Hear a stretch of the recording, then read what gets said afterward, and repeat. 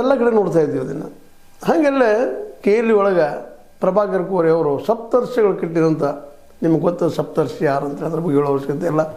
ಅವ್ರು ಇಡೀ ತಮ್ಮ ಜೀವಿತವನ್ನು, ನಮ್ಮ ಬದುಕನ್ನು ಈ KLEಗೆ ಸಮರ್ಪಣೆ ಮಾಡಿದವರು, ಸ್ಥಾಪನೆ ಮಾಡಿದವರು, ಇದು ಬೆಳೆದ ಒಂದು ಅಡಿಪಾಯ ಹಾಕಿದಂಥವ್ರು.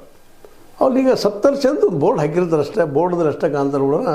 ಅಧಿಕಾರದಲ್ಲಿ ಅವ್ರಿಗೆ ಸಂಬಂಧಿಸಿದವ್ರು ಅಲ್ಲ, ಎಲ್ಲೋ ಒಂದು ಸ್ವತಂತ್ರವಾದ ಮೀಡಿಯಾಗೆ ಬೇಕಾಗಿರುವುದು ಸ್ವತಂತ್ರ ಧ್ವನಿ. ಆ ಸ್ವತಂತ್ರ ಧ್ವನಿ ಉಳಿಸಲು ನೀವು ಮಾಡಬೇಕಾದದ್ದು ಇಷ್ಟೇ. ಅದೇನಪ್ಪಾ ಅಂತಂತಂದ್ರೆ, ನಿಮ್ಮ ಕೈಲಾದಷ್ಟು ಸಹಾಯ ಈ ಚಾನಲ್ಗೆ ಮಾಡಿ ಹಾಗೂ ನಿಮ್ಮ ಧ್ವನಿಯನ್ನು ಕಾಪಾಡಿಕೊಳ್ಳಿ. ಲೆಕ್ಚರೋ ಪ್ರೊಫೆಸರೋ ಮತ್ತೇನೋ ಮಾಡಿ ಅವ್ರ ಸಂಬಂಧಿಕರನ್ನ ಇಟ್ಕೊಂಡ್ಬಿಟ್ಟಿರ್ತಾರೆ.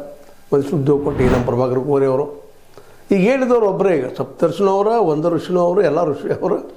ಆದರೆ ಡೆವಲಪ್ ಮಾಡಿದ್ದಾರೆ, ಒಪ್ಪು ನಾವು ಮಾತನ್ನು. ಆದರೆ ಅದಕ್ಕೆಲ್ಲ ದುಡ್ಡು ಬಂದಿದ್ದು ಎಲ್ಲಿದೆ ಅನ್ನೋದು ನಾವು ಗಮನಿಸಿದಾಗ, ನಾವು 3 ಜನ ಅವರು ತಮ್ಮ ತ್ಯಾಗ ಮಾಡಿ, ಲಿಂಗರಾಜ ದೇಸಾಯರಾಗಿರ್ಬೋದು, ಇನ್ನುಳಿದವರಂಥವ್ರಾಗಿರ್ಬೋದು, ಮಹಾನ್ ವ್ಯಕ್ತಿಗಳು ದಾನ ಮಾಡಿದ್ದಾರೆ ಅದಕ್ಕೆ. ಅದರಲ್ಲೂ ತಮ್ಮ ಲಿಂಗಾಯತ ಧರ್ಮದ ಮೇಲೆ ವಿಶ್ವಾಸ ಇದ್ದಂಥ ಜನ ತಮ್ಮ ಜನಕ್ಕೆ ಅನುಕೂಲ ಆಗಲಿ, ಅದರರ್ಥ ಇನ್ನುಳಿದವ್ರು ಆಗಬಾರ್ದು ಅಂತೂ ಅಲ್ಲ, ಇನ್ನುಳಿದವ್ರನ್ನೂ ವಿಶ್ವಾಸ ತೊಗೊಂಡು ಹೋಗಲಿ ಅನ್ನುವಂಥ ಸದುದ್ದೇಶವು ಆ ಸಪ್ತರ್ಷಿಗಳಲ್ಲಿತ್ತು ಅಂತೇಳಿ ನಮಗೆ ಅವ್ರನ್ನ ಅಭ್ಯಾಸ ಮಾಡಿದಾಗ ಮನನ ಆಗ್ತದೆ. ಅಂದರೆ ಇದರ ಅರ್ಥ ಹೌದು, ಮೂಲತಃ ಅಲ್ಲೇ ಲಿಂಗಾಯತರಿಗಿನ ಅದ್ರ ಹೆಸರು ಅಂದರೆ ಕರ್ನಾಟಕ ಲಿಂಗಾಯತ ಎಜುಕೇಷನ್ ಸೊಸೈಟಿ. ಲಿಂಗಾಯತ ಕಮ್ಯುನಿಟಿಯನ್ನು ಒಂದು ಎಜುಕೇಷನ್ದಲ್ಲೇ ಮುಂದುವರಿಬೇಕು ಅನ್ನೋದು ಸದಾದೇಶ. ನಂತರ ಲಿಬ್ರಲ್ ಆಯಿತು, ಮತ್ತೀಗ ಲಿಂಗಾಯತ ಆಗಿದೆ. ಇಲ್ಲಿ ಭಾಳ ಸಂತೋಷ.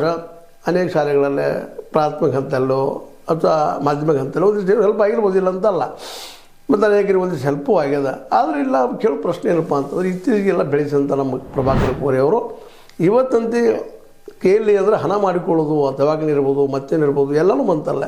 ಮೆಡಿಕಲ್ ಕಾಲೇಜ್ ಬಂತು, ಇಂಜಿನಿಯರಿಂಗ್ ಕಾಲೇಜ್ಗಳು ಬಂತು, ಮತ್ತು